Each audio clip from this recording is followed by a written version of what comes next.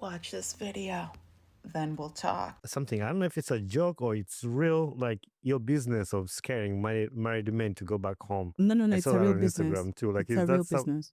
Yeah, it's a, it's my so latest. tell us about that. Okay, so I've recently started a business where I beat men. So you are in a violent relationship. This boyfriend is trying to scam you. You're confused about him. He's cheating on you. He's beating you up. It's actually given me more money than any content creation gig has ever given me. Like, I've gotten so many clients from TikTok, and I'm so grateful, you guys. Shout out to you, babes. I love you. My girl is from TikTok. You guys have really, really kept the lights on in my house. So yeah, I beat them up properly. I have a group of people that I work with to like beat them back into like shape. Do you understand? These men who go out and drink and then they are at a random kafunda, they just point me towards the kafunda. You understand? Jump on a call with me. My number is in my bio on TikTok, as a matter of fact. Wake me up at midnight to beat a man. Please, give me the opportunity. So I have a goal. In all this, I have a goal. I want to be able to beat at least 1,000 men by 2027. Do you understand? So I feel like if I can do that as a businesswoman, that's good. That's good enough. So I'm also trying to work with the police. I want to go to the police and ask them to help me. After beating you up, I want to be able to drag you to the police and say, this one has been beating up a pregnant woman. This one has been beating up a girl that's underage. This one raped a girl. This one, I'm literally going to punish men for sure. Yes, it's a thing. It's not a joke, actually. I know. Let's look at the comments. She is a humanitarian. I'm ready for my first day at work. She found a gap in the market. Smart. I can be one of your elite employees. Don't love your job. Job your love. Bars, you will be a billionaire. If she became a billionaire, I would have to say that maybe there is at least one ethical billionaire. I'm ready to work. I volunteer as an unpaid intern. Oh my God, like these comments truly did make me giggle. And okay, I do have to say this because I have a platform. I do not condone violence.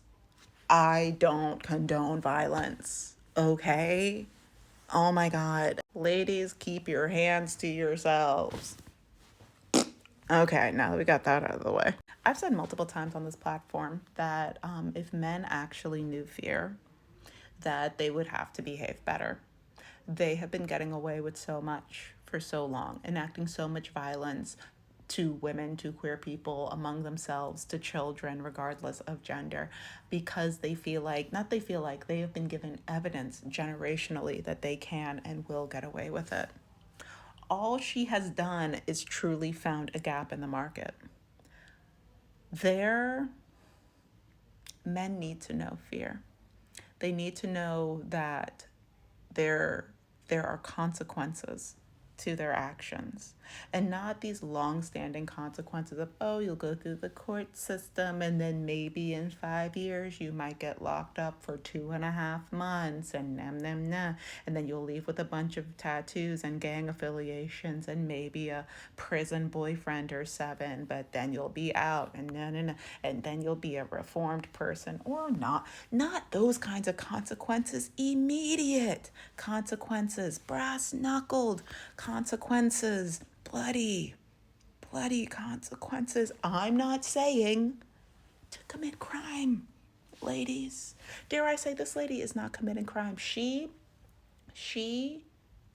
has founded a business. And I went onto her TikTok page, and she does have her email. She doesn't have her phone number in there, which I think is for the best. But she does say, for business inquiries, email address. Have I personally emailed that email address? No, but I'm not talking to men. Do I personally know men that I think could use a good jump? I don't really talk to men, so I can't even really answer that. I will also say that, like, the men that I know or knew that I think deserved a bad thing to happen to them, I have been the bad thing that happened to them. Yeah. I'm a villain in a couple of people's storybooks, which I'm fine with. I'm fine with. I don't expect to be the heroine goddess in all people's storybooks, especially not a man's. Especially not a man's. Listen, I am an experience that, once again, for those of you who don't know, I'm currently in a hotel. I'm on an adventure right now. I might share more about that on YouTube at some point. My travel stuff doesn't do so well. So maybe not. I don't know. All that to say, I'm an experience that happens to people, very specific people. I have been called every man's karma. And as a Saturn ruled person, it does tickle me.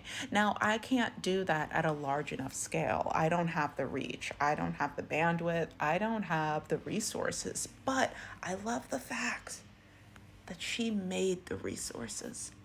Now, it seems like this resource is based mostly in Africa, which, listen, my African queens, my African goddesses out there, be inspired. Be inspired.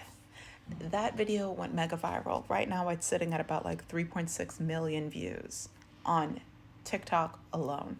I have seen that video circulating on multiple platforms. People begging for unpaid internships.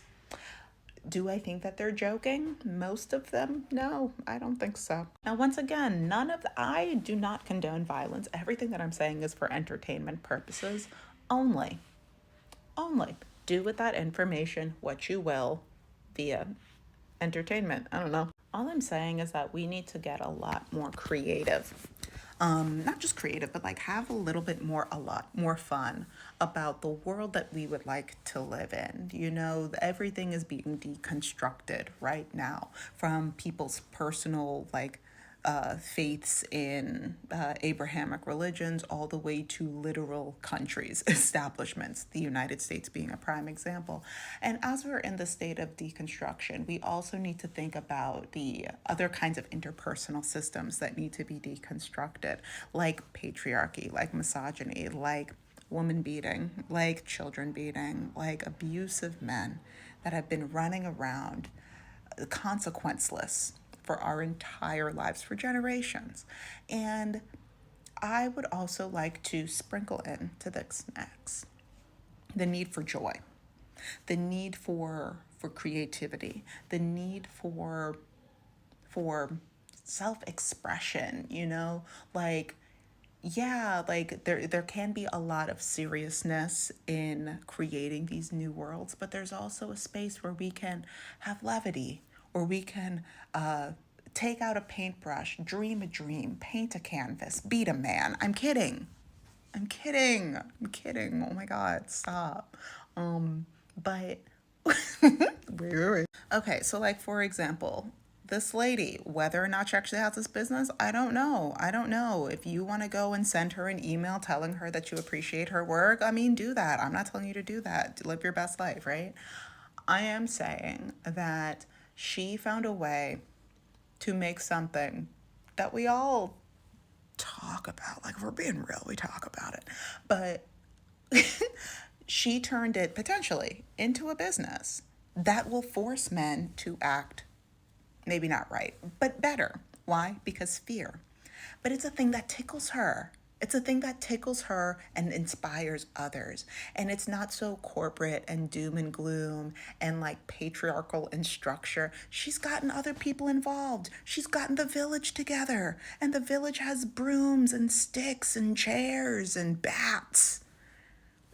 And they're coming out swinging. But guess what? They're just girls. At the end of the day, it's just girls being girls.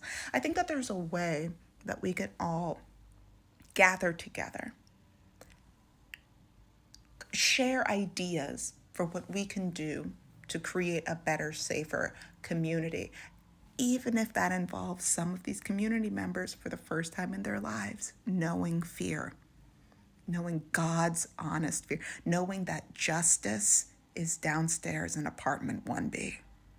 And Justice is really excited to say hello. And listen, you don't have to you don't have to go and like get W-2s and like register it with the IRS. You don't have to get the government involved. I'm not saying any of that. I am saying that maybe a little bit of community activism goes a long way.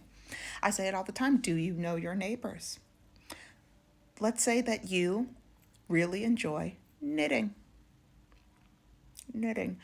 Now, let's say that your neighbor also, you've heard that maybe your neighbor, she's gotten her sticks broken a couple times. She's a little mad, but now she's like, you know what, this is never going to happen to me again. And I will knit whenever I need to, but I don't have to knit all the time. Do you know your neighbor? Could you and your neighbor have, I don't know, knitting parties? If something happens to you and you're like, oh my God, I just need somebody who knows how to knit to like come and help me. Do you know the knitters in your area? You could be best friends. You could have a whole knitting club. You could, if somebody's missing out on yarn because they're in a further away area than you are, you could connect. Have you created a little knitting community? Because we can't call the cops for knitting. I don't know. I'm just putting things out there. Let me know your thoughts in the comments. Stay safe out there. And I did not say commit crime. I didn't say it. Don't say that I said it, because I didn't.